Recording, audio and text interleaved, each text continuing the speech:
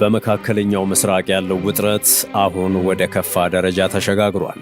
በኢራንና በአሜሪካ መካከል ያለው ወታደራዊና ዲፕሎማሲያዊ ሽኩቻ የዓለምን የኢኮኖሚና የሰላም መረጋጋት ስጋት ላይ ጥሎታል። ጤና አልባው ትራምፕ ለኢራን የመጨረሻው ዕድል ተሰጥቷል በማለት ሲዝቱ፣ ወታደራዊ ተንታኞች ይቅርባችሁ፣ ኢራን በአጭር ጊዜና በፍጥነት አደገኛ የሆነ ወታደራዊ ዝግጅት አድርጋለች በማለት ማስጠንቀቃቸው ኢራን በዩክሬን ላይ ልትወስድ የነበረውን ጥቃት መሰረዟ፣ እንዲሁም አብዮታዊ ዘቡ በመሬት ስር ሚሳኤል ከተሞቹ እያደረገ ያለው አደገኛና አስፈሪ ወታደራዊ ዝግጅት ከዛሬ አበይት ጉዳዮች መካከል ናቸው።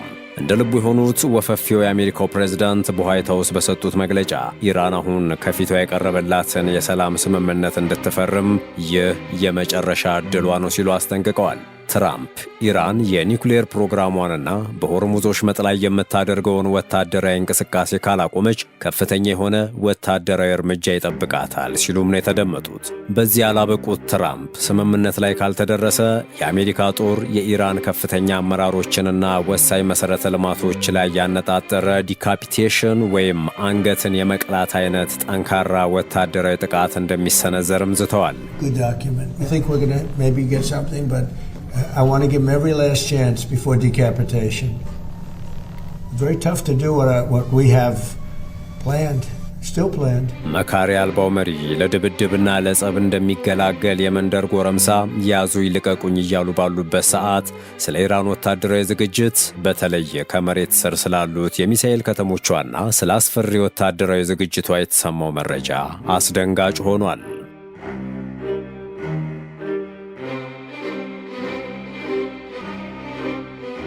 ወታደራዊ ተንታኞች ስለ ኢራን ወታደራዊ ዝግጅት አስደንጋጩን መረጃ ተንፍሰውታል። የኢራን ጦር ባለፉት የተኩስ አቁም ጊዜያት ዝም ብሎ አልተቀመጠም። ይልቁንም በመሬት ስር በሚገኙ የሚሳኤል ከተሞች ውስጥ አዳዲስና እጅግ አጥፊ የሆኑ የባሊስቲክ ሚሳኤሎችንና ድሮኖችን በከፍተኛ ፍጥነት ሲያመርት ቆይቷል። ሰውየው ሲዝቱ አብዮታዊ ዘቡ ድምፁን አጥፍቶ እየተዘጋጀ ነበር ያሉት ወታደራዊ ተንታኞች እንደዛቱ ታደርጋለሁ ካሉ ከዚህ በፊት ያልታየ ከቀጠናው አልፎ መላውን ዓለም የሚያናውጥ አጸፋ ይከተላል ሲሉ አስጠንቅቀዋል። ማንኛውም በኢራን የነዳጅና የኃይል መሠረተ ልማቶች ላይ የሚሰነዘር ጥቃት ቀጠናዊ የጦርነት ነበልባል እንደሚቀሰቅስም ነው ስጋታቸውን በመግለጽ ላይ የሚገኙት። በዚህ ውጥረት መሃል ዛሬ ማለዳ አንድ አስደንጋጭ ዜና ተሰምቷል። እጅግ ወሳኝ በሆነው የሆርሙዝ ወሽመጥ የንግድ መስመር ላይ አንድ የጭነት መርከብ ባልታወቀ ሚሳኤል ተመቶ ጉዳት ደርሶበታል። የብሪታንያ የባህር ላይ ንግድ ተቋም ዩኬኤምቲኦ እና ቫንጋርድ የተባለው የደህንነት ተቋም እንደገለጹት በጥቃቱ ምክንያት የአንድ የመርከቧ ሰራተኛ የት እንዳለ አልታወቀም።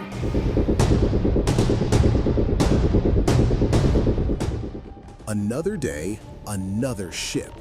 In a fresh incident, a cargo vessel has reported being struck by an unknown projectile off the coast of Oman. ይህ በዓለም የንግድ እንቅስቃሴ ላይ ትልቅ ጥላ ጥልቷል። ግዙፉ የሳውዲ አራምኮ ኩባንያ በበኩሉም በዚህ ጦርነትና ውጥረት ምክንያት እስካሁን 2.6 ቢሊዮን በርሜል ድፍድፍ ዘይት ከዓለም አቀፍ ገበያ መጥፋቱን ገልጿል።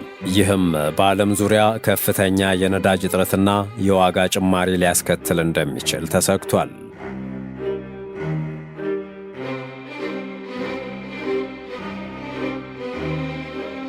ከኢራን ምድር ዛሬ የተሰማው ሌላኛው ነጥብ ዩክሬንን ለመምታት የተያዘው ዕቅድ መሰረዟ ነው። የጠቅላይ መሪው ወታደራዊ አማካሪ ሞሰን ሬዛይ እንደተናገሩት ኢራን በዩክሬን 3 ቦታዎችን ለመምታት ዕቅድ ይዛ ነበር። ነገር ግን በካስፒያን ባህር ላይ ዩክሬን በኢራን ንብረት ላይ ጥቃት ከፈጸመች በኋላ ይቅርታ መጠየቋን ሞሴን ሬዛይ ገልጸው ኢራን በዩክሬን 3 ቦታዎችን ለመምታት የወሰነችውን እርምጃ መሰረዟን ተናግረዋል። ሬዛይ እንዳሉት የኢራን የጦር ኃይሎች ጥቃቱ ከመቋረጡ በፊት ለድርድሩ ዝግጅት ማጠናቀቃቸውን ተናግረዋል። ሬዛይ ኢራን ከፈቀደችው መንገድ ውጪ በሆርሙዝ የባህር ወሽመጥ በኩል ማንኛውም የባህር መንገድ እንደማትፈቅድ አስጠንቅቀዋል። ሕገወጥ መንገድ ለመጠቀም የሚሞክር የማንኛውም ጠላት የባህር ኃይል መርከብ እንደሚመታ ተናግረዋል።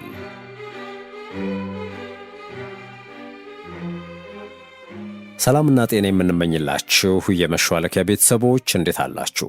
በውጥረቱ ውስጥ ከሚገኘው የፋርስ ምድርና ከአጎራባች የመካከለኛው ምስራቅ ቀጠና እስከ ምስራቅ አውሮፓ ዩክሬን ድረስ የሚወጡ አዳዲስና አስገራሚ መረጃዎች ቀጥለዋል። በዚህ መሰናዷችን ምን አዳዲስ ነገሮች ተሰሙ የሚለውን አጠናቅረናል። አብራችሁን ዝለቁ።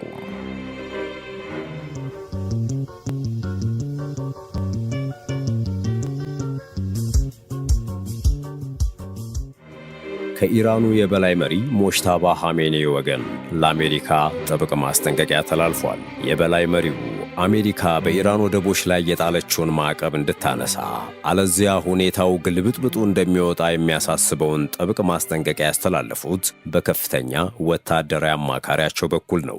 የኢራኑ የበላይ መሪ ሞጅታባ ኻሜኔ ከፍተኛ ወታደራዊ አማካሪ የሆኑት ሞህሰን ሬዛኢ ለአሜሪካ ባስተላለፉት በዚህ ጥብቅ ማሳሰቢያ በኢራን ወደቦች ላይ እየተደረገ ስላለው የባህር ላይ ማዕቀብ አስጠንቅቀዋል። ማዕቀቡ የሚቀጥል ከሆነ የአሜሪካ መርከቦችና ኃይሎች ከፍተኛ አደጋዎችና ጉዳቶች ይገጥሟቸዋል ሲሉ ሬዛኢ በኤክስ ገጻቸው ላይ አሜሪካን ወዮልሽ ብለዋል። አሜሪካ እስካሁን የመጣችበትን አካሄዷን መቀየር አለባት፣ ካልሆነ ግን ከዚህ በኋላ እንታገስም ያሉት የመንፈሳዊ መሪው አማካሪ በሆርሙዝ ወሽመጥ ውስጥ ሁለተኛ ኮሪደር እንዲከፈት ከቶንም አንፈቅድም ሲሉ ተናግረዋል። ሰኔ ወር ላይ በቴህራንና በዋሽንግተን መካከል በሆርሙዝ ቁጥጥር ዙሪያ የተፈረመው የመግባቢያ ስምምነት በመፍረሱ ምክንያት አሜሪካ በያዝነው ሐምሌ ወር ላይ በኢራን ወደቦች ላይ የነበረው ማዕቀብ እንደ አዲስ ጥላ ነበረ። ይህ የጠቅላይ መሪው ወታደራዊ አማካሪ ንግግር በብዙዎች ዘንድ የእሳቸው ብቻ ተደርጎ አልተወሰደም። እንዲያውም ለሆነውም ላልሆነውም መግለጫ የማይሰጡት የኢራን መንፈሳዊ መሪዎች የሚዲያ አጠቃቀም ነው እየተባለ ይገኛል። ብዙዎች እንዳሉት ከሆነ ይህ ንግግር የራሳቸው የአያቶላ ሞጅታባ ኻሜኔ ሆኖ በአማካሪያቸው ትዊተር አካውንት በኩል ፖስት የተደረገ እንደሆነ ነው። Even if they bring an aircraft carrier, we will hit the carrier. If they bring military forces, we will hit them. የኢራን አየር ኃይል የአሜሪካን እጅግ ዘመናዊ MQ-9 ሪፐር የስለላ ድሮን በስትራቴጂካዊው የሆርሙዝ ሰርጥ ላይ መጥቶ መጣሉ ተሰምቷል።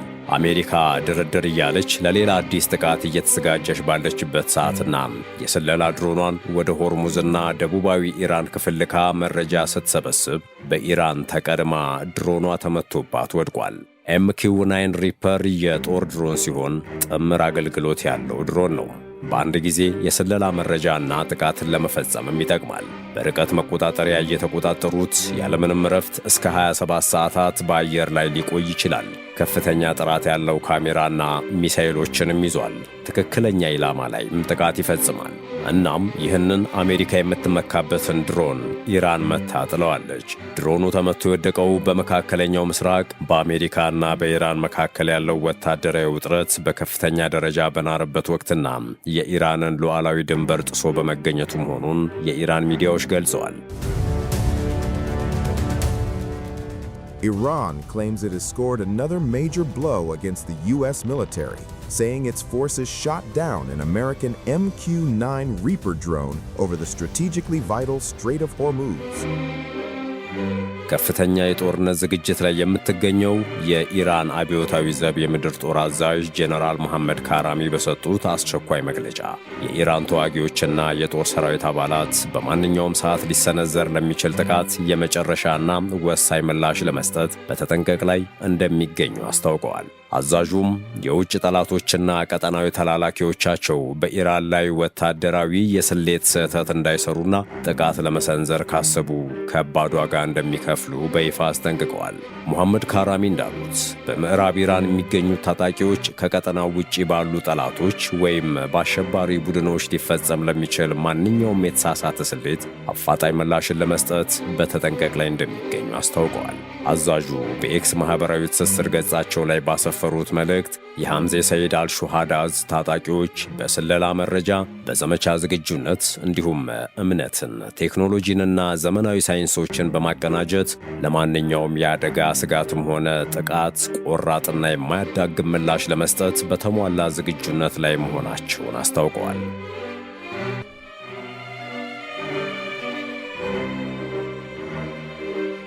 ይህ በእንዲህ እንዳለ የኢራን የውጭ ጉዳይ ሚኒስትር አባስ አራግቺና የኦማን አቻቸው በድር አልቡሳይዲም ምሽት ላይ በስልክ ባደረጉት ውይይት በቀጠናው ወቅታዊ የፖለቲካና የጸጥታ ጉዳዮች ዙሪያ መምከራቸውን ኢራናዊው ከፍተኛ ዲፕሎማት በቴሌግራም ገጻቸው ይፋ አድርገዋል። ኦማንና ኢራን በሁለቱም ሀገራት የውሃ ክልል በሚያዋስነው የሆርሙዝ ስትሬት አዲስ የባህር ላይ መስመር ለመክፈት ድርድር እያደረጉ ይገኛሉ። ይህንን ተከትሎም ባለፈው ምሽት አራግቺ ለኢራን ካቢኔ ባቀረቡት ሪፖርት በቴህራንና በሙስካት መካከል እየተካሄደ ያለው ይህ የውሃ መስመር ድርድር ወደ ማጠናቀቂያው ምዕራፍ እየተቃረበ መሆኑን አረጋግጠዋል። የምድር ጦሩ አዛዥ ከሰጡት መግለጫ በተጨማሪ የኢራን አብዮታዊ ዘብ የባህር ኃይል ደግሞም የሆርሙዝ ሰርጥን ሙሉ በሙሉ በቁጥጥሩ ስር ማድረጉን የገለጸ ሲሆን አሜሪካ በኢራን ንግድ መርከቦች ላይ የምታደርገውን ወታደራዊ ትንኮሳን እስካላቆመች ድረስ የባህር መስመሩ ወደ ቀድሞ ሁኔታ እንደማይመለስ ገልጿል።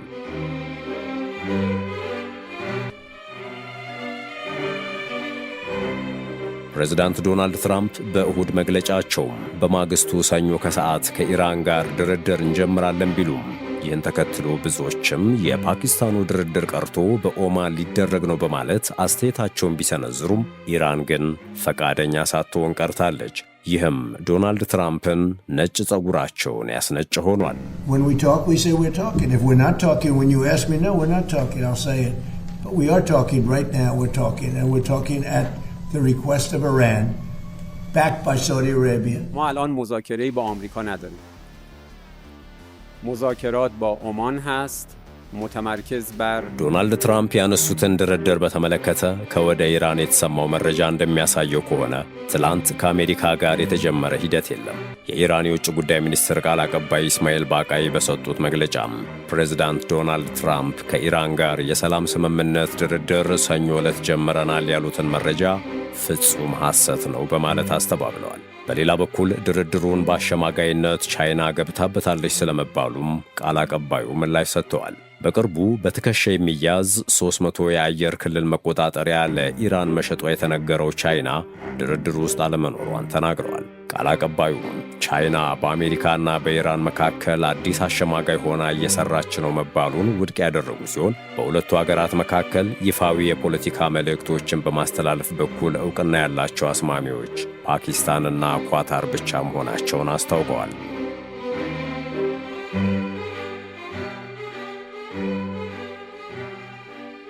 በአሁኑ ሰዓት ኢራን በቪየናና በሙስካት በኩል የምታደርገው ድርድር ከኦማን መንግሥት ጋር ብቻ በሁለትዮሽ የባህር ደህንነት ጉዳይ ላይ መሆኑንና ይህም ድርድር ከመጨረሻው ምዕራፍ ላይ መድረሱም እየተነገረ ይገኛል። ሆርሙዝ የተዘጋው ከኦማን ጋር በተፈጠረ አለመግባባት ምክንያት አይደለም ያሉት የኢራን የውጭ ጉዳይ ሚኒስትር ቃል አቀባይ ኢስማኤል ባቃይ በጉዞ መስመር ላይ መስማማትና በሆርሙዝ ባሕረ ሰላጤ በኩል ደህንነቱ የተጠበቀ የመርከብ እንቅስቃሴን ማረጋገጥ ይህንን የውሃ መስመር ለመክፈት አስፈላጊ ቅድመ ሁኔታዎች መሆናቸውን ገልጸዋል። ነገር ግን ይህ ብቻውን በቂ አይደለም ሲሉ ቃል አቀባዩም በቴህራን ለጋዜጠኞች በሰጡት መግለጫ ላይ ተናግረዋል። የሆርሙዝ ባሕረ ሰላጤ የተዘጋው በኢራንና በኦማን መካከል በተፈጠረ የአመለካከት ልዩነት ምክንያት አይደለም ሲሉ አጽንኦት ሰጥተዋል። የሆርሙዝ ባሕረ ሰላጤ ችግር ውስጥ የገባውም በአሜሪካና በጽዮናዊው አገዛዝ ወታደራዊ ጥቃት ምክንያት ነው ሲሉም ተናግረዋል። የኢራን የውጭ ጉዳይ ሚኒስትር ቃል አቀባዩ አክለውም አሜሪካና እስራኤል በኢራን ላይ የሚያካሂዱት ጦርነት በአንድ ሀገር ላይ ብቻ የሚደረግ ጦርነት አይደለም ብለዋል። ባጋይ ይህ በመላው ክልል ውስጥ በሚገኙ ሁሉም ሀገራት ደህንነት ላይ የሚካሄድ ጦርነት ነው ሲሉ ለጋዜጠኞች ተናግረዋል።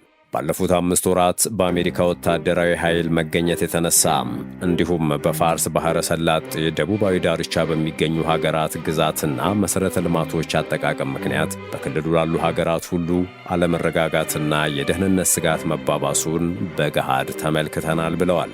ስለሆነም የክልሉ ሀገራት ይህ ሁኔታ እንዳይባባስ ለመከላከል ጥረት ማድረግ መፈለጋቸው ተፈጥሯዊ ነው ሲሉም ተደምጠዋል።